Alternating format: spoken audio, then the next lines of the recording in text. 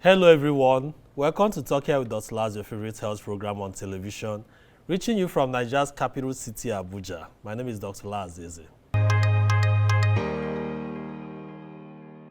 Yes, still in the spirit of the new year, this is our third episode and we're very excited that this year there is a whole lot of conversation already going on towards making health a major agenda in the administration that will come from May 29, 2023.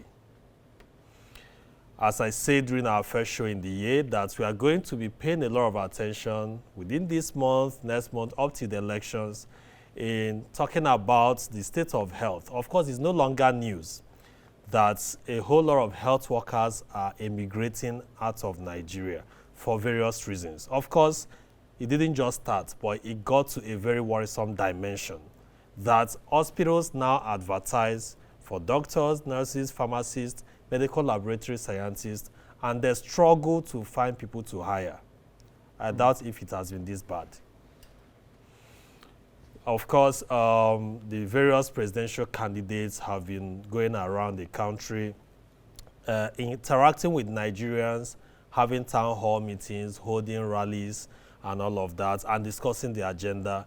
And within the past couple of weeks, there was this town hall meeting on one of the television stations, and the Health Sector Reform Coalition, a group of over 70 civil society organizations with interest in promoting sustainable and quality healthcare, put up questions. They were also at the Health Sector Transformation Coalition, a coalition sympathetic to the All Progressive Congress candidate, that also held an event. And, so there's been a lot of conversation on how to achieve universal health coverage, on how to stop the massive immigration of healthcare workers, on how to make our primary healthcare work. So that is going to be the focus of the program today. I will be having a guest that represents the Health Sector Reform Coalition, HSRC, so that the declaration that was made recently and the agenda they are pushing for the candidates, not just at the federal level, but also the governorship candidates, to put health first, to further discuss those recommendations that was made by the coalition on behalf of the Nigerian people. Do stay with us, we'll be right back.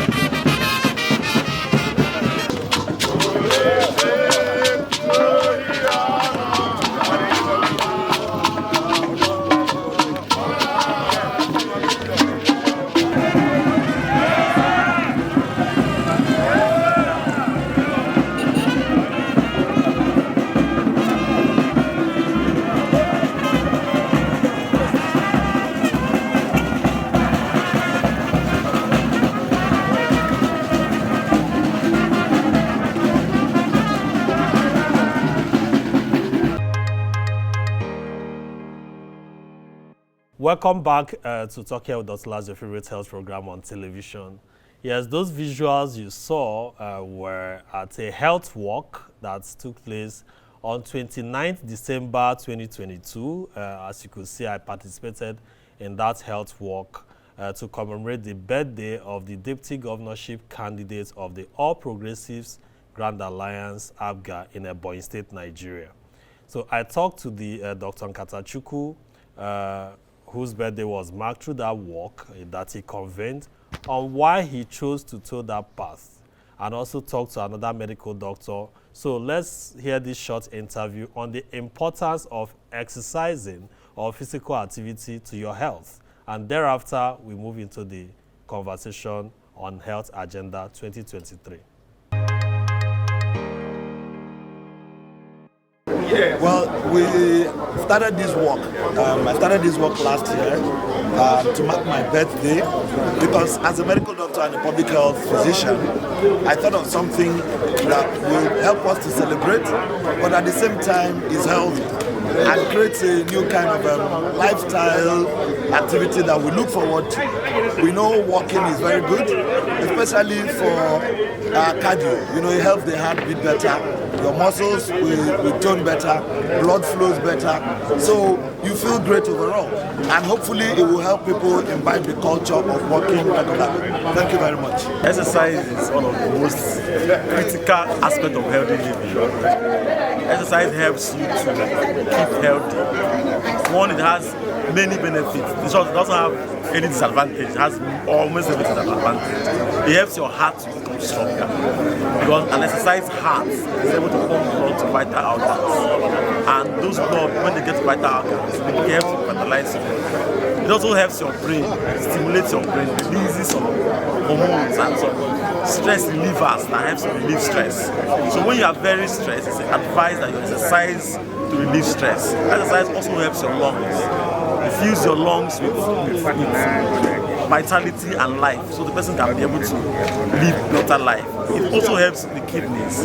Most of the time when you exercise, your kidneys receive a lot of blood and your system is almost like weeded of harmful substances because your blood is, as your heart is pumping very fast, the blood is going to the kidney and the kidney is filtering all of harmful substances. It also helps the mind. It helps you to relax and relieve stress. It also helps you to connect, relieves you from all anxiety. So exercise is very beneficial. It's one of the things that is encouraged. Exercise should be done every day. It's encouraged that people take at least 10,000 steps a day. This morning we are taking maybe more than 50,000 steps. But so when you take 10,000 steps a day, it helps you to be strong and fit, to carry out your routine activities. It helps you to sleep better. Then it also helps with several diseases or several ailments that may worry somebody. So like diabetes, hypertension, it's encouraged that those people to exercise regularly to help their cardiovascular status. So there are so many health benefits that exercise generates. So you see all the people that is here that we have sweated, also sweat is very good. Exercise contributes to help one to sweat, which is also very good to excrete harmful substances. So many advantages of exercise that this short time will not be able to contribute. But generally, it helps you to keep fit, helps you to be healthy, helps your heart, and helps every organ in your body. Health Agenda 2023. The Nigerian health system is becoming weaker with the mass exodus of medical doctors, nurses, and other skilled health workers out of the country. In February and March 2023, Nigerians will go to the polls to elect the next president and state governors, respectively. This provides an opportunity for the election of leaders who will help to strengthen the health sector and reposition it to deliver quality healthcare services at all levels. We present to you Health Agenda 2023, an interview segment on this program for presidential and governorship candidates to discuss their health agenda before the electorates. For sponsorship and participation, reach out through any of the contact details displayed on your screen. Welcome back to the program. With me here in the studio is Dr. Henry Ewunonu, appearing here, I think, for the second time or thereabout, as my guest on this program. He is the spokesperson of the Health Sector Reform Coalition. You're welcome to the program, Dr. Henry. It's my pleasure. Grateful to be here. Thank you, sir. In December 2022, we had this forum, the UHC Day, talked about universal health coverage and setting agenda, and there was a declaration. Of course, as part of the Health Sector Reform Coalition, I had the opportunity to talk about the Make Our House Through work a bit and also share the books I wrote in that regard. So given what has happened, I also recall you were at the town hall meeting with Mr. Peter Obi, Yes. the Labour Party presidential candidate, and Yusuf Ahmed Dati. Also, and you asked a question that triggered a number of responses, so about the plan for health, the health insurance and all of that. So kindly speak to this. What are those key things that the Health Sector Reform Coalition is pushing for the presidential candidates and the governorship candidates to pay attention to in these 2023 elections? Thank you so much. Thank you, Dr. Lars. Thank you for this program. We Nigerians, many of us, I don't know about the other people elsewhere, we don't care so much about health. This is exemplified in our day-to-day living, where we keep on moving until either somebody slumps or you can no longer move. We spend our money buying clothes, buying accessories, fashion, cars, and so on, household equipment. Nobody talks about health. As people are setting priorities for the year, nobody has said, oh, this is how I'm going to do medical checkups this year. I'm going to renew my registration with a hospital. I'm going to conduct my annual health check. No, people don't include it in their annual calendar of events. So you have chosen this path. Nigerians should be very grateful to Talk Health Nigeria, this program that has prioritized health and brought it to their bedrooms and sitting rooms. Yes, for the sake of our viewers, universal health coverage is a system where everyone, man, woman, child, youth, can have access to health at any time they need it, at any place, without incurring financial hardship. You can connect with the growing phenomenon. For instance, where somebody develops kidney failure and now on dialysis, today one needs up to 12 to 15 million to do a transplant. An average civil servant in Nigeria, the ordinary man, the masses, these are the people I'm speaking to now, and that is why you should shine your ears and shine your eyes and sharpen your ears. If you develop kidney failure today, what will happen to you? I know you don't have reserves in the bank. Your savings, how much are they worth? Do you have family inheritances, property to dispose to raise 15 million naira? So this is why the whole essence is ensuring that nobody is left out there in the cold on that rainy day of illness, so that you are covered. You have a type of protection, social protection. And that's the health insurance. Yeah, that's the health. That is the, yes, I'm coming to it. So universal health coverage is that, yes, that paradigm that ensures that you are covered somewhere, you have that protection. And the fastest route to it is health insurance. As per the engagement, the Health Sector Reform Coalition, as old as it is, it began with the Change Agent Program, begun by Professor Itai Olambo on his assumption as the Minister of Health. Sorry, yes. I'll stop you. We'll have another time to discuss about this. To discuss about how because of the constraint of time and other information I want to get. Yes. I looked at the resolution of this coalition that commend the efforts made by political leadership at all levels.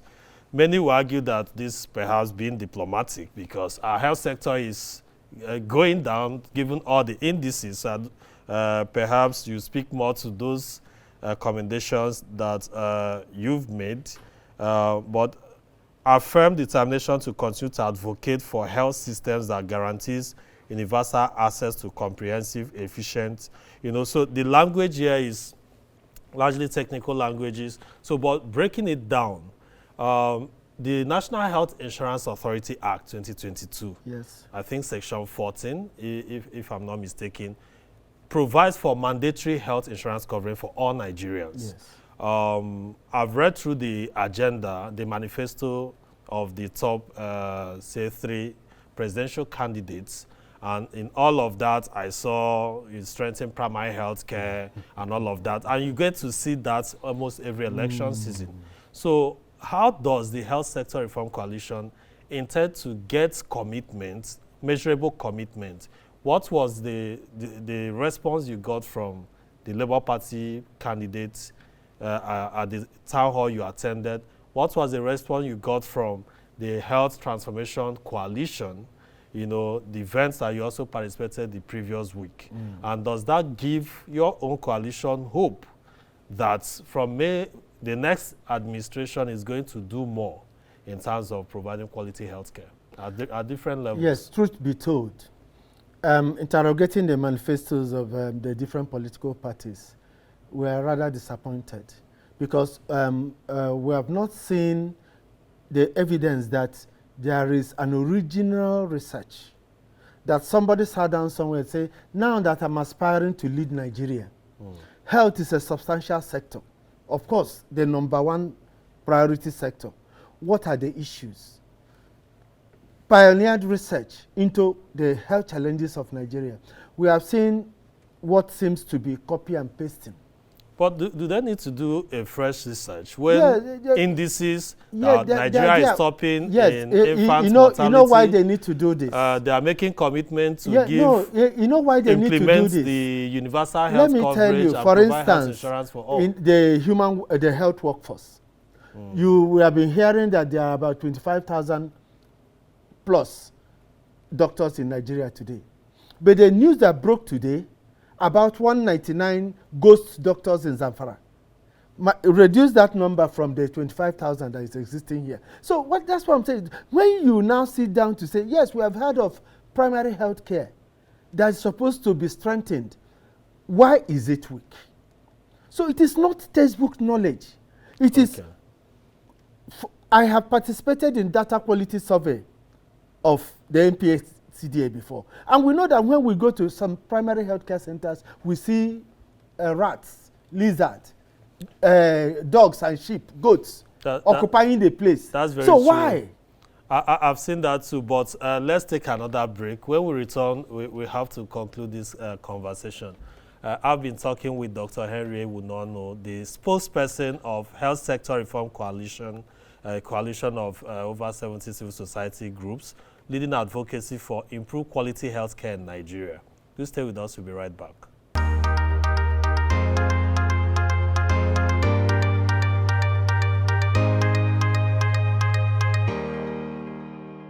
Welcome back to the program. We've been talking health and is Health Agenda 2023, putting health first in the issues that we are talking about in this election cycle.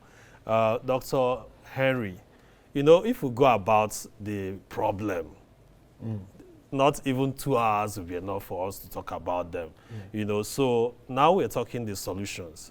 From the APC manifesto, presidential this time around, they talked about primary health care, making it work, strengthening the primary health care system.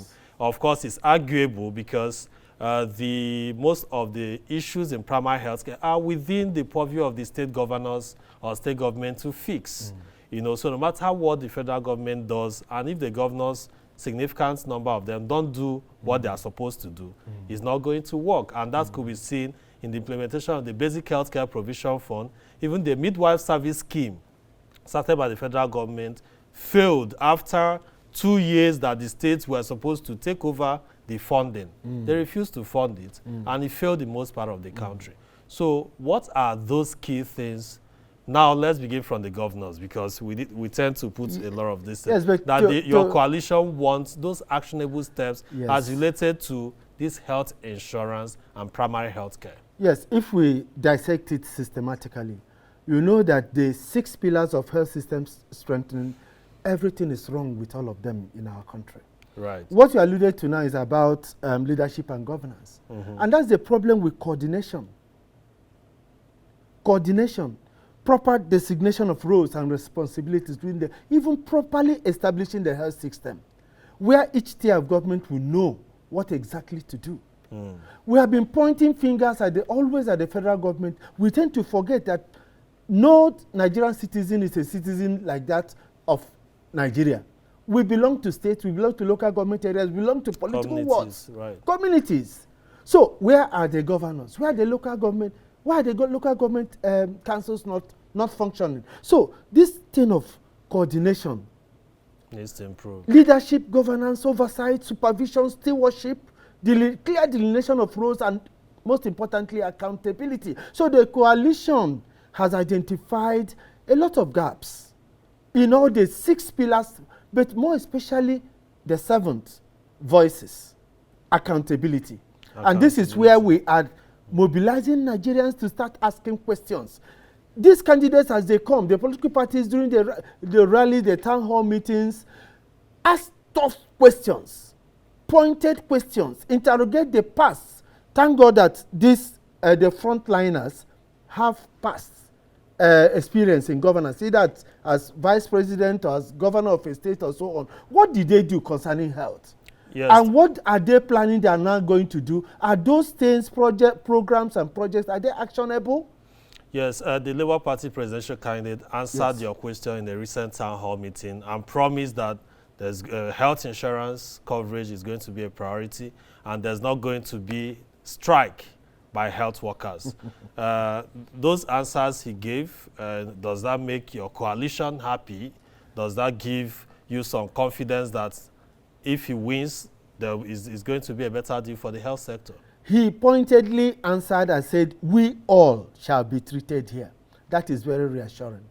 We're reassuring that if the president of Nigeria is attending, even using State House Medical Center, or is coming to be attended to at National Hospital Abuja, it now means that the quality of service at National Hospital Abuja, State House Medical Center, will improve. If the FCT minister registers at Wuse General Hospital, Asokoro General Hospital, and uses there with members of his family, it now means that the quality of service there, equipment, everything about health service will improve. So, about the answer by the Labour Party candidate is quite reassuring. He gave his explanation as to why that strike lasted for 13 months. Where he was governor. That was unfortunate. But he said he was looking for a system that works. There is a problem with the public bureaucracy, the civil service bureaucracy and everything. That we know is still a problem till today. Okay. Because whether that will still work at the federal level, I don't know. Yes, because of time, has your coalition engaged at the presidential level the PDP candidate as well as the NMPP candidate? That USC day marking, we all the invitations were extended to all the political parties. At that meeting, he sent one of the spokesperson, Dr. Pedro Baseki. But we are still seeking for one-on-one opportunity of interacting. We don't mind. Let it be, please. Thank you for this opportunity. We don't mind it to be at the lounge at airports, on the corridors at a hotel, or just a side meeting at a political rally. We want to see these candidates extract personal commitments for them. Be able to communicate to them how bad the system is. We don't want them to enter there and start telling Nigerians, we didn't know the system is this bad. Okay, so finally, a medical doctor, a colleague of ours, was shot and killed, reportedly, in Ogara, Delta State, in his hospital. It's still a case undergoing investigation by the police. We don't have all the information yet on what led to that, but it's a very regrettable development and unfortunate one. You are a key member of the Nigerian Medical Association. You've worked in different capacities. How do you see this, and what potential implication could it have on the current crisis affecting human resource for health? And what recommendations should be taken to prevent this kind of thing from happening again? It's very unfortunate. Today again, news broke about people killed at that area of Delta State due to Cold War. Insecurity is everywhere. Unfortunately, health workers are becoming endangered species. we are just, may the soul of Dr. Uyi find peaceful rest. Amen. However, we are appealing to our colleagues not to warehouse the issue and think it's an isolated problem, that doctors are being hated or so. No, it's an extension of the general insecurity in the land and failure of law enforcement. Our country is being abandoned to criminals everywhere, hoodlums everywhere, cultists everywhere. So if there is peace in the land, if there is security in the land, we'll also benefit from it. But efforts should be made to protect healthcare workers at the workplace, because it is one of those factors fueling medical brain drain. Thank you very much, Dr. Henry Ewunonu. I like the perspective you took. It's general, a symptom of the general state of insecurity. Even security personnel are also falling victims of this unfortunate situation we found ourselves. We do hope that everyone concerned will work hard to ensure that we have a more safer country and a health sector that works for all. Once again, I thank you for making our time to be on the program today. Thank you. Finally, for a second, the World Health Organization has warned nations that health is a political issue and it's a choice. Where you want your country to be on that ladder when countries are being ranked is a political issue. Nigerians, if you want our country to be 181 out of 193 countries, it's in your hands. Shine your eyes, elect this leader that will prioritize health in the country, that will raise the health budget, that will use our hospitals here, that will show empathy and compassion for our country men and women who are dying needlessly on a daily basis. We are grateful to be here. Thank you, Dr. Henry. And that's why Health Agenda 2023 is a segment of this show in line with the WHO proclamation.